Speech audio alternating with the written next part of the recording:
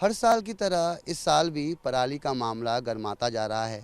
हर बार की तरह इस बार भी राज्यों के बीच और केंद्र के बीच आरोप प्रत्यारोप की राजनीति शुरू हो गई है। पंजाब से भी पराली के कई ऐसे मामले निकल कर आ रहे हैं। लगातार विपक्ष हमलावर हो रहा है। हमारे साथ बातचीत करने के लिए तमाम मुद्दे पर भारतीय जनता पार्टी के नेता तेजेंद्र पाल बग्गा जी मौजूद हैं।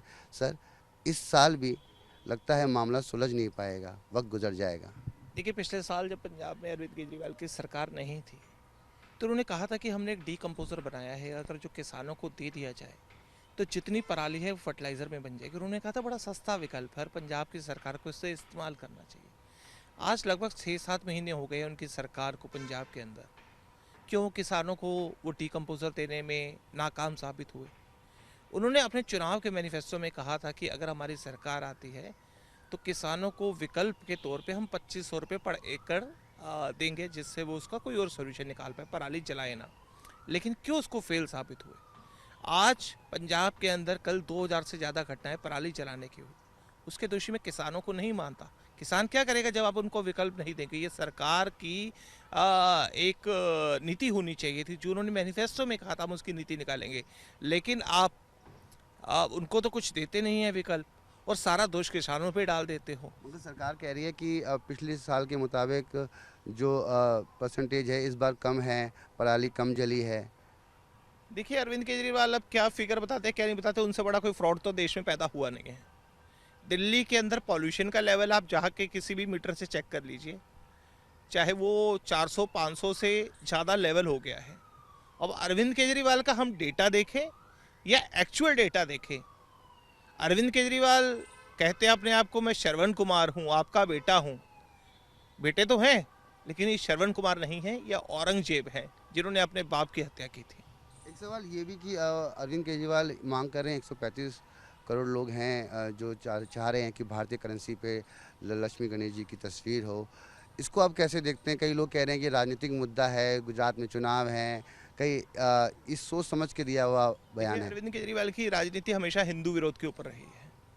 अरविंद केजरीवाल ने दिवाली पे क्या कहा कि प्रदूषण के लिए पटाखे जिम्मेदार है। आईआईटी की रिपोर्ट कहती है कि पहले 5 जो कारण है उसमें भी पटाखे नहीं हैं। 1% से भी कम उन्होंने कारण बताया। मुख्य कारण क्या बताया? Construction, demolition, dust. उन तीनों के ऊपर तो आपने आज तक कोई कदम नहीं उठाया, क्योंकि वहाँ से आपको जो बिल्डर्स है, कॉन्ट्रैक्टर से पैसा आता है, तो आपने वहाँ लगाम लगाने की कोशिश नहीं की। लेकिन आप सारा दोष पटाखों पे डाल देते हो। एक दिन जो 2 घंटे 3 घंटे जो हिंदू त्यौहार मनाते हैं उसको आप बंदिश लगा देते हो। तो मैं ये कहना चाहता हूँ कि उनकी राजनीति हमेशा हिंदू विरोध की रही है। उससे पहले उन्होंने दशहरे से पटाखे तुड़वा दिए। उससे पहले उन्होंने कहा कि अभी छठ पूजा आने वाली है, छठ पूजा यमुना घाट पे नहीं मना सकते। उससे पहले उन्होंने कहा कि अपना गणेश पूजा विसर्जन, गणेश जी की जो मूर्ति है गणेश चतुर्थी पे उसका विसर्जन नहीं कर सकते। दुर्गा जी की जो मूर्ति है उसका विसर्जन नहीं कर सकते। उन्होंने एक जो वोट बैंक की राजनीति के खातिर उन्होंने ये कह दिया बाटला हाउस इनकाउंटर फर्जी है। भारतीय सेना से सर्जिकल स्ट्राइक के सबूत मांगे, टुकड़े टुकड़े गैंग के साथ जाके खड़े हो गए। तो इस तरह उनकी सारी राजनीति हिंदू विरोध की रही है। जब यहाँ पे पटाखे उन्होंने बैन लगाए तो अरविंद केजरीवाल देश के दूसरे शासक थे जिन्होंने दिवाली के ऊपर पूर्ण रूप से हिंदुओं पर पाबंदी लगाई थी। इससे पहले औरंगजेब ने वो पाबंदी लगाई थी।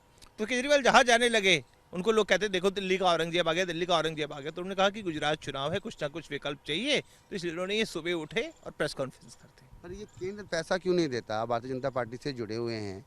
केंद्र अगर पैसा दे दे, ये भी कह रहे हैं, राज्य सरकार की भी कह रही है हम भी पैसा दे देंगे 1500 रुपये, तो उससे क्या हेल्प हो जाएगी लोगों को, लोग पराली नहीं जलाएंगे? या फिर वो जो कैप्सूल आप की बात होती है, वो कैप्सूल क्यों नहीं सबको दिया जाता है कि वो अपने क्या नाम है उस चीज़ को मैनेज करे पराली को? ऐसा है, पंजाब सरकार अगर ये कहती है कि हमारा इतना बजट था, इसमें 1 रुपया भी केंद्र जो पहले देती थी अगर कम दिया हो तो केजरीवाल जो सजा देंगे मैं सहने को तैयार हूँ। केजरीवाल अपने मैनिफेस्टो में ये दावा करते हैं कि मैं 3000 दूंगा, 2500 दूंगा, और अगर ये चोरी रोक दी जाए रेती की, अगर ये यहाँ पे भ्रष्टाचार रोक दिया जाए, पंजाबी यही कहते थे ना जी, जी। तो सरप्लस पैसा हो जाएगा। आज अरविंद केजरीवाल क्यों नहीं देते हैं? आपने मैनिफेस्टो में कहा है ये तो स्टेट की जिम्मेदारी है ना। आप अपने फेलियर को, अपने फ्रॉड मॉडल को छुपाना चाहते हैं, इसलिए गेंद केंद्र के पाले में डाल रहे हो। आपके बजट में अगर 1 रुपया भी केंद्र ने कम किया हो, 1 रुपया भी, एक नया पैसा भी, तो आप बताइए। धन्यवाद हमसे बातचीत करने के लिए। तो ये थे तेजिंदर पाल बग्गा जिन्होंने तमाम मुद्दे पर न्यूज़ 18 के साथ खास बातचीत की। कैमरामैन रविंदर के साथ मैं रवि मिश्रा, न्यूज़ 18 दिल्ली।